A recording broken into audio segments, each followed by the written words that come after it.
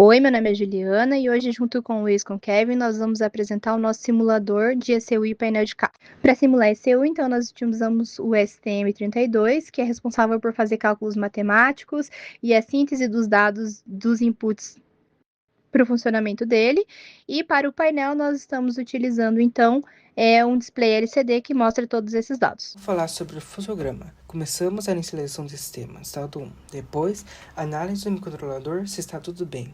Se não, vai para o modo falha. Se sim, vai para o modo standby, cranking, marcha lenta, driving. No driving, RPM menor que 1800, RPM maior que 4500 por mais 3 segundos, ou gasolina zero, ou temperatura motor maior que 100 graus. Se sim, ele vai para o modo de falha. Se não, ele vai voltar para o driving. Caso o usuário queira desligar o motor ou interruptor de emergência, ele vai para o fim. Então, para fazer a programação desse microcontrolador, nós utilizamos o CubeMX, que é o próprio software da ST, e aqui está o esquemático. Então, esses dois pinos e esses dois pinos foram utilizados para ligar o display LCD que nós utilizamos, que é o nosso painel. Esses 5 pinos aqui foram setados para a utilização dos botões, sendo eles um para troca de tela, um para ligar o motor, 2 para troca de marcha, né, para subir ou diminuir a marcha, e um botão de emergência que ele desliga totalmente o sistema, ele para tudo. Esses 5 pinos aqui foram utilizados para fazer os sinais de alerta, então seja de nível baixo de combustível, de temperatura muito alta, aviso para aumentar ou diminuir a marcha, e um deles para o nosso farol, sendo que esse aqui é a saída para o nosso farol em sinal PWM, porque ele é um farol dimerizável, e as nossas 3 entradas analógicas também, sendo um potenciômetro para simular o pedal do acelerador, um potenciômetro para simular um sensor de temperatura do motor e um LDR que serve como sensor de luminosidade. Após programar na CubeMX, nós viemos para a IDE da Cube, fizemos a programação em C. Então, nosso código pode ser dividido em 3 principais blocos. O primeiro deles é o estado de máquina, então ele tem 6 estados, né? O primeiro deles é quando o estado inicial, quando o microcontrolador é ligado.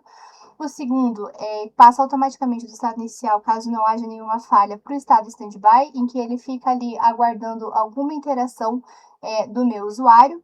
Em seguida, ele entra no estado cranking. Esse estado, ele é o estado que simula ali aquela virada de chave entre o carro estar desligado e a partida do motor. Em seguida, ele entra em estado de marcha lenta, onde eu tenho rotação no motor, mas eu ainda não tenho velocidade. Quando eu começo a acelerar, então, eu tenho o aumento do meu RPM e começo a ter velocidade, né? Quando eu começo a engatar as marchas, e cada marcha, ela tem uma quantidade segura de RPM para cada velocidade, sendo que isso poderia danificar o motor. Então, o RPM nunca pode estar muito alto, porque se isso acontecer, ele entra em estado headline, e esse estado headline faz com que o motor pare depois de um tempo para segurança, né? E por fim, se a gente tem algum sinal crítico ali, como combustível acabando, ou então temperatura do motor muito alta, ele entra no sistema de interrupção, em que ele para o motor. Essa é a parte da interrupção, em que eu vejo se eu tenho algum sinal crítico, e aí ele para o motor. E a outra interrupção global comentada foi o botão para parar tudo, é um botão de emergência. E a última parte é as telas que podem ser mostradas. Aqui temos um botão para trocar a tela do display, outro para dar o start no motor, um para aumentar a marcha, outro para diminuir. Esse potenciômetro serve para simular o pedal de acelerador, esse é o sensor de temperatura, esse é um botão de emergência para desligar todo o sistema. Aqui temos um LDR que serve como um sensor de luminosidade para o farol. O LED azul ele acende quando o tanque estiver em 15% acionando a reserva. O vermelho entra quando tiver sobreaquecimento no motor.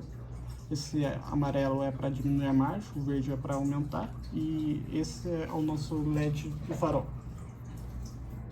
Ele funcionando conforme a intensidade da luz.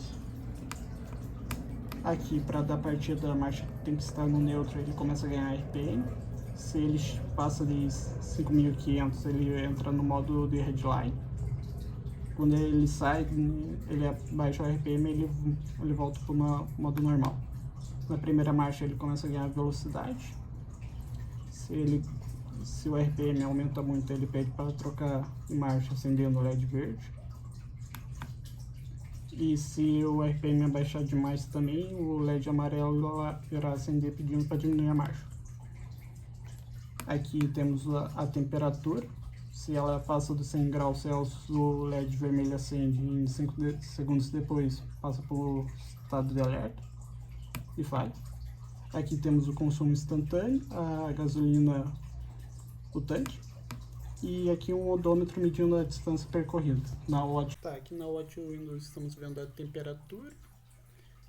Podemos ver também o estado da máquina, o alerta que vai acionar depois de 5 minutos que atingiu a temperatura, aciona agora, o odômetro, o consumo instantâneo e a velocidade do veículo.